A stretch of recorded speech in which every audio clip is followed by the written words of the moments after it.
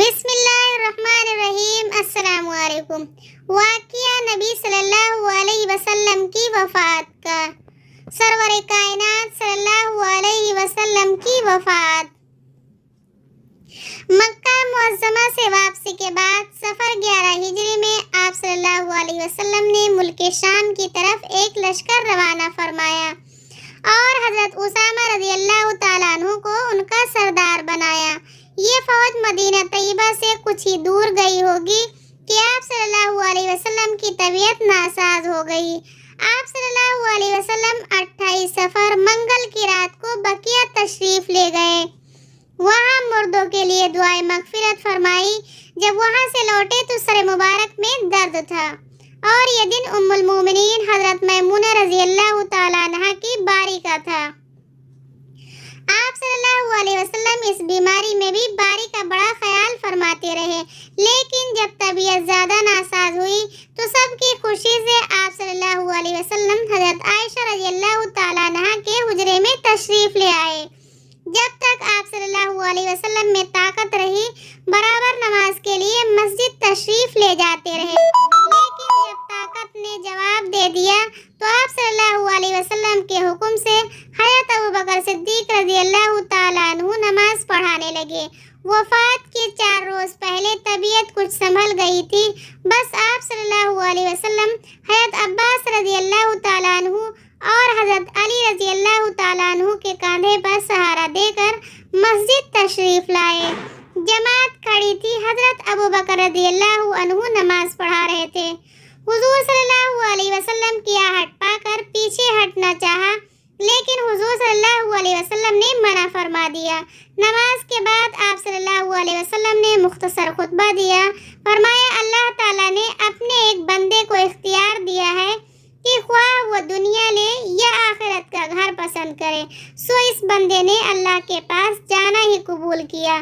یہ سن کر حضرت ابوبکر رضی اللہ تعالیٰ عنہ رو دیے، اس لیے کہ وہ سمجھ گئے کہ یہ بندے خود محمد صلی اللہ علیہ وسلم ہیں۔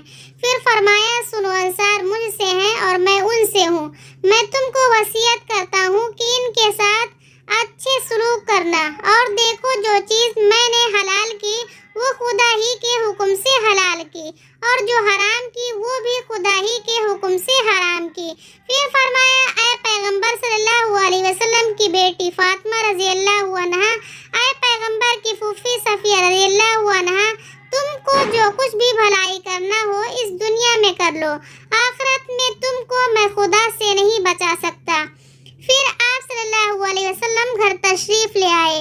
دوشنبہ کے دن ظاہر میں طبیعت کچھ ہلکی تھی، حجرہ مبارک مسجد نبوی سے ملا ہوا تھا۔ صبح ہو گئی تھی۔ آپ صلی اللہ علیہ وسلم نے پردہ ہٹا کر جماعت کا منظر دیکھا تو مسلمانوں کو نماز میں مشغول دیکھ کر آپ صلی اللہ علیہ وسلم خوشی سے مسکرا دیے۔ لوگ آہٹ پا کر سمجھے کہ آپ صلی اللہ علیہ وسلم تشریف لانا چاہتے ہیں تو اس قدر خوش ہوئے کہ بے قابو ہو گئے۔ قریب تھا کہ نمازیں ٹوٹ جائیں اور حضرت ابوبکر رضی اللہ تعالیٰ عنہ نے پیچھے ہٹنا بھی چاہا، مگر آپ صلی اللہ علیہ وسلم نے اشارے سے منع فرما دیا اور فوراً چہرہ مبارک اندر کر کے پردہ چھوڑ دیا۔ پھر جیسے جیسے دن چڑھتا گیا مرض میں ترقی ہوتی گئی، بار بار گشی طاری ہو جاتی تھی۔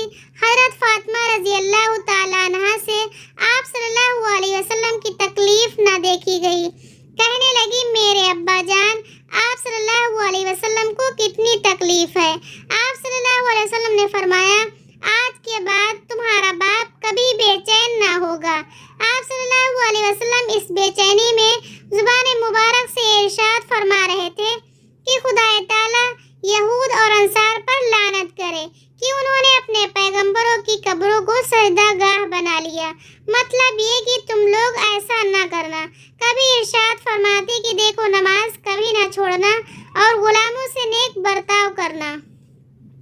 12 ربیع الاول 11 ہجری میں دوشنبہ کے دن 63 سال کی عمر میں روح مبارک جسم مبارک سے نکل کر اعلیٰ علیین میں پہنچ گئی۔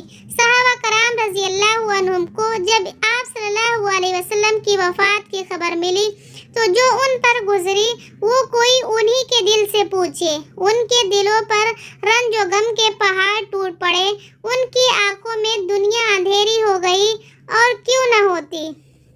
اس صدمے سے بڑھ کر روئے زمین پر کوئی صدمہ ہی نہیں۔ یہ صدمہ ایسا تھا کہ لوگوں کے کلیجے پھٹ جاتے، جگر شک ہو جاتے تو بھی کم تھا۔ مسجد نبوی میں کوہرام مچا تھا، مدینہ طیبہ کے گلی کوچوں سے رونے کی آوازیں آ رہی تھی، ہر شخص آپے سے گزرا ہوا تھا۔ حضرت ابوبکر رضی اللہ تعالیٰ عنہ تشریف لائے اور چہرے انور سے چادر اٹھا کر رخ انور کی زیارت سے دل کی لگی بجھائی۔ پھر مسجد میں آ کر لوگوں کو قرآن شریف کی چند آیتیں سنا کر صبر و تحمل کی ہدایت کی، جس سے لوگوں کو کچھ تسکین ہوئی۔